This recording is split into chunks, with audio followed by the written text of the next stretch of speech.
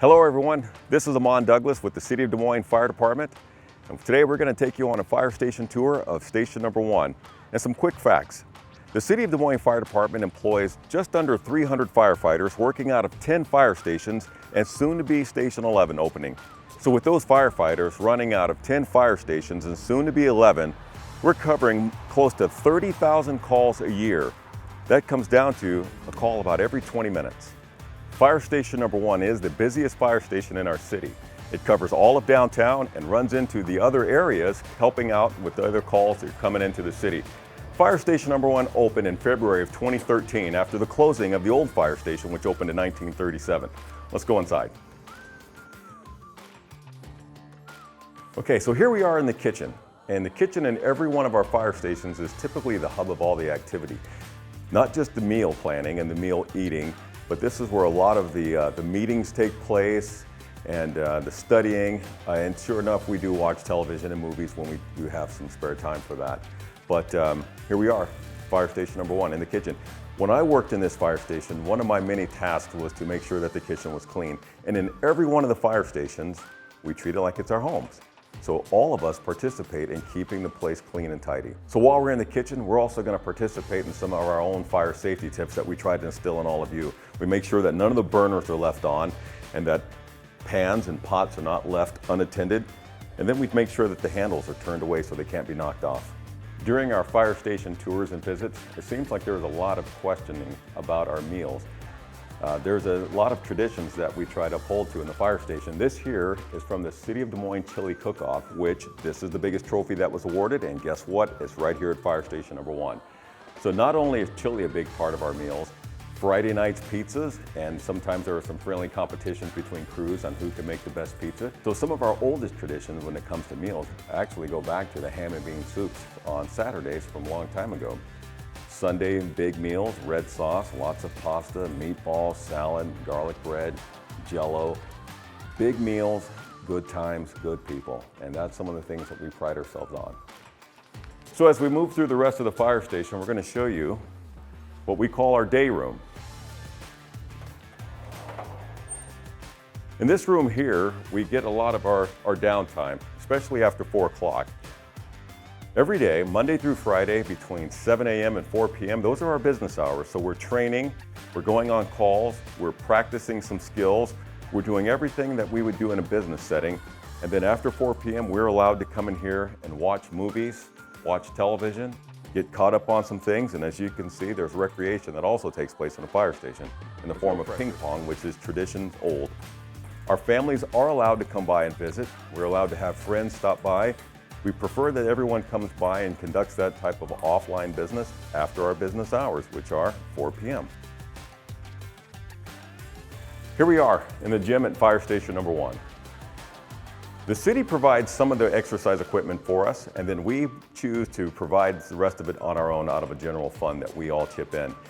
It is important for firefighters to stay in shape and to keep their bodies tuned, as well as their mind and their emotions. And as you can see, this gym here is very well equipped with a multitude of different activities that a firefighter can take part in. The city recommends that we exercise every day, and the Des Moines Fire Department actually has a policy on shift. We're all required to get at least 30 minutes out of the 24-hour window that we're here of exercise. That's easy to do. Sometimes we try to get a little bit more when it's available.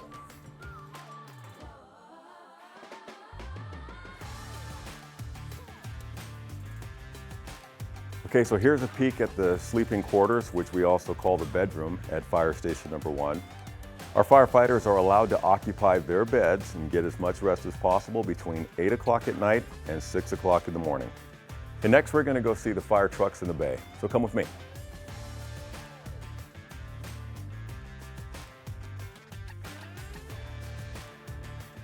Okay, so here we are in the fire truck bay, what we call the garage at fire station number 1. As you can see, first up we have our ambulance, which responds on all of the medical calls that come into downtown. And since we're centrally located, this ambulance here will actually run into the other territories to help out when those other emergency crews are tied up. Next up, we have our fire engine. It's also known as a pumper. This is our front line suppression apparatus. The one that typically connects the fire hose to the hydrant, and then the firefighters take the hoses inside the houses or buildings and put the fires out. This rig will also run with that ambulance to back them up and give them extra assistance on all emergency medical needs. Over here, we have our ladder truck. It's actually called a truck company. This piece of equipment brings in the exhaust fans. They put the big ladder up so firefighters can get on top of whatever structure it is that they're working on. And this fire truck here also brings in the saws and the extrication equipment. And over here, we have one of 2 hazmat teams in our city. This is hazmat team number 1, where we feature specially trained firefighters to respond on all emergencies that come in involving hazardous materials. We're talking tanker truck rollovers, diesel fuel spills, natural gas leaks. The firefighters that work on this team are one of several groups of people that are specifically trained to perform on a technical rescue type team. So as we discussed earlier, in between calls, we do a lot of hands-on training, actually practicing some of the skills that we're going to need in a real emergency situation. Here we see a crew working with their fire department connection. And this is just one of many drills that this crew will perform throughout the year. So the majority of the calls that we go on happen to be medical calls, but there are certain situations where we're going to need someone to put on all of their fire gear, and that's why we have Brad out here to show us exactly what he's doing. Brad, would you please start putting on your equipment, and I'll walk us through that. Absolutely. The first thing we see Brad putting on is called his Nomex hood. That hood keeps his neck, his ears, and most of his face unexposed from heat, and now we see him in his pants with his suspenders, and his boots are already in place. Brad puts on his fire coat. He makes sure that closing that coat does not allow steam, heat, smoke, and everything else to get inside there that can cause him some harm. And here comes his air pack. No, folks, that is not oxygen. That is the same breathing air that you're breathing right now. We have a machine that can actually put that air in that bottle for him. And if Brad is working to maximum capacity, swinging an axe, fighting a fire, rescuing somebody, that air should last him between 45 minutes to an hour. So now Brad is putting on his face piece and pulling the straps over his head, cinches them up. That Nomex hood we just talked about is in place. And here comes the helmet. A lot of the things that firefighters will do on a scene is overhead, so we oftentimes have debris and different things falling down on top of us. So we use that helmet, and now Brad has his hands protected. And there he is. Turns his bottle on, and now air is supplied. So here Brad is ready to do his job. You saw him previously in just his uniform. This is the same person with a different gear on.